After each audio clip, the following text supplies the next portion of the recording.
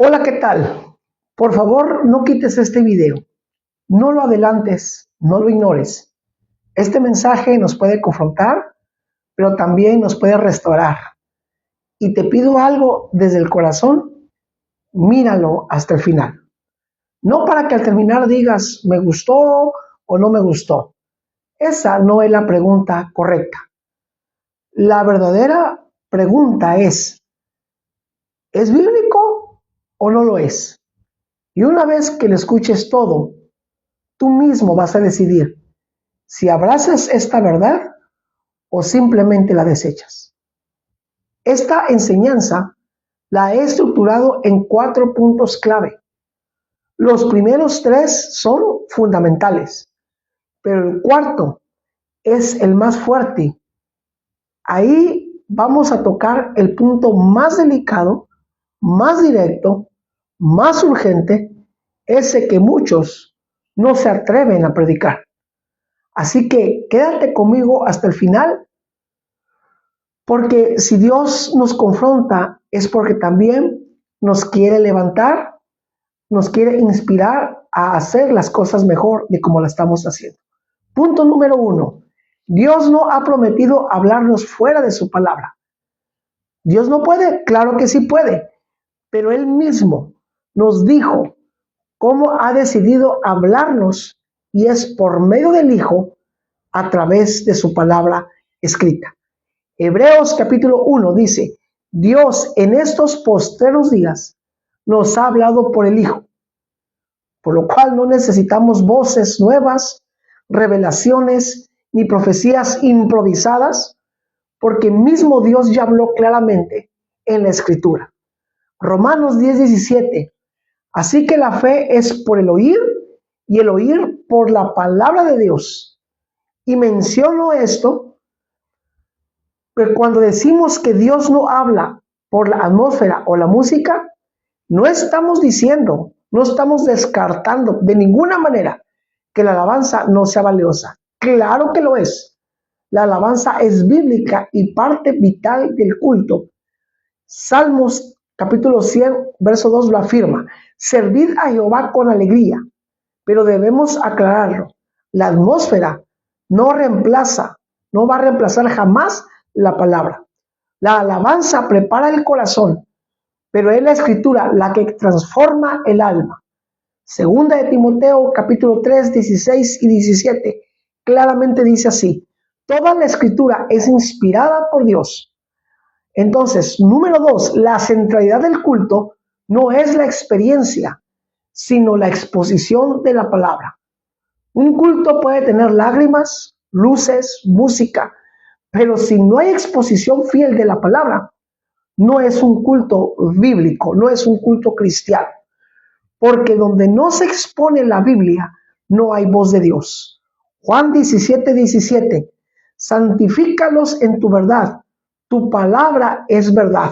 Segunda de Timoteo 4:2 y 4 dice que prediques la palabra.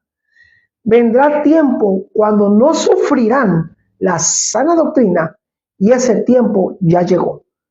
Muchos prefieren un mover de Dios, entre comillas, sin Biblia, pero eso no es un mover de Dios. Entonces, ¿qué es? Te preguntarás. Eso es, y con mucho respeto lo digo, eso es un mover de emociones. Porque de acuerdo a 1 Corintios 1:21 dice, agradó a Dios salvar por la locura de la predicación. Y la pregunta es esta, ¿y qué es la locura? ¿Qué es esa locura? No es caer al suelo, ni hacer actos escandalosos, es que Dios escogió usar algo tan simple, tan despreciado por el mundo, como predicar un texto para salvar almas. Esa es la locura. Algo tan sencillo, pero tan poderoso. Pero hoy muchos confunden la locura de la predicación con el show de la predicación.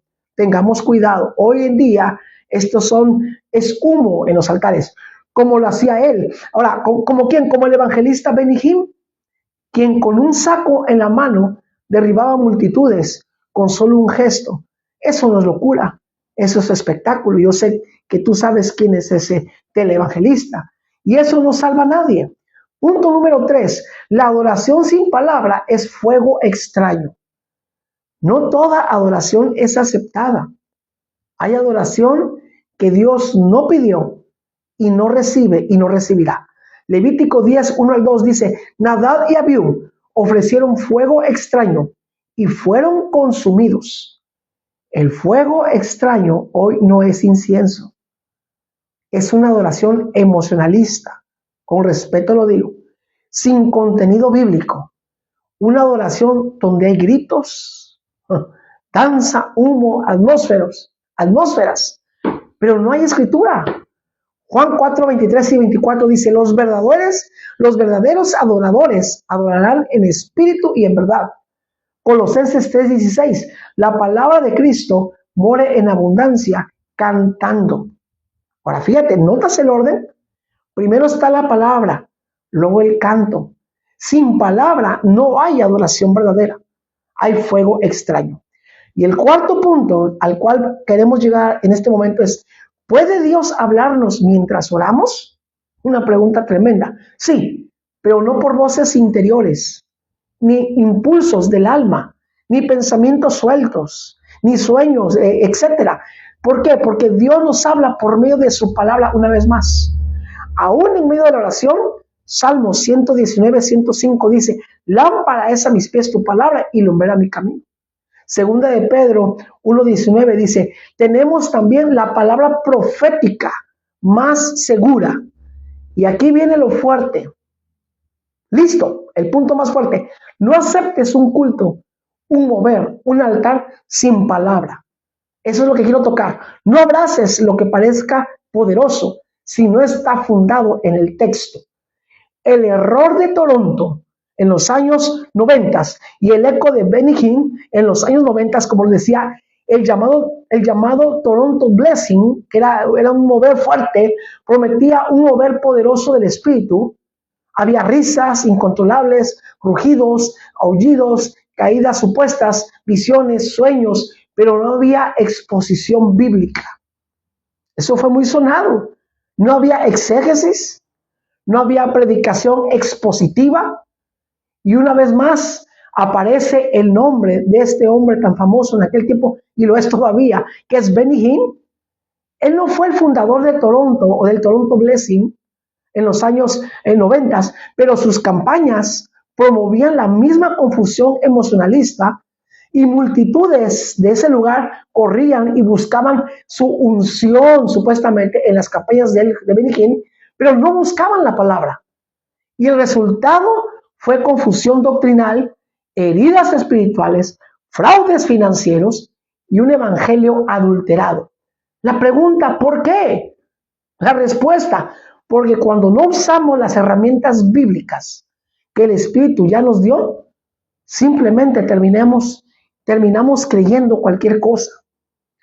Las herramientas, las herramientas que el Espíritu nos ha provisto, mi amado hermano, el Espíritu no nos dejó solos, nos dio herramientas claras para interpretar bien su palabra. ¿Cuáles son esas herramientas para interpretar bien su palabra? Es el exégesis, sacar el significado original del texto, no imponerle el nuestro al calor de mi emoción, la hermenéutica fiel, interpretar con reglas, no con ocurrencias. Y lo más importante, considero, es el contexto. Leer todo el capítulo, no solo un versículo suelto, el trasfondo histórico y cultural, y entender lo que el texto significó o significa antes de explicarlo. Hoy sí, hay que hacer lectura bíblica completa y oración bíblica. Segunda de Timoteo 2:15 dice así Pablo a Timoteo, procura con diligencia presentarte a Dios aprobado, que usa bien la palabra de verdad, porque cuando dejamos la exégesis, hermano, abrazamos la confusión. Y cuando dejamos la palabra, simplemente ya no estamos oyendo a Dios. Conclusión. Volver al diseño. Es hora de volver al púlpito. Es hora de volver a la predicación expositiva. Es hora de volver al diseño bíblico del culto. Esdras capítulo 7, verso 10 dijo lo siguiente. la palabra. Esdras preparó su corazón para inquirir la ley de Jehová y enseñarla.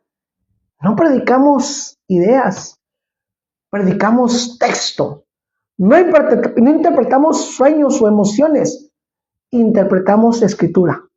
Nehemías capítulo 8, verso 8 dice, leían y ponían el sentido.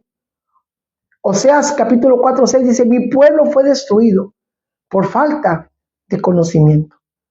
Amós 8, 11, vienen días, hambre de oír la palabra de Jehová, y esos días ya llegaron.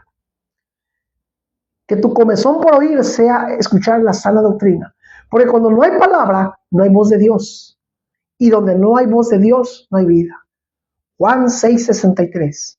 Las palabras que yo os he hablado son espíritu y son vida. Así que si llegaste hasta aquí, no es casualidad, mi hermano. Es posible que el Señor te esté o nos esté llamando de vuelta, pero no al emocionalismo, no a la rutina, sino a su palabra, a su diseño, a su verdad. Ahora depende de ti. ¿Lo vas a abrazar o lo vas a desechar? Y como siempre digo, con el corazón abierto y los pies en la escritura. ¡Ánimo! ¡Ánimo! Porque el que vuelve a la palabra, vuelve a la vida. ¡Ánimo! Cuídate mucho. Y una vez más te digo, ánimo.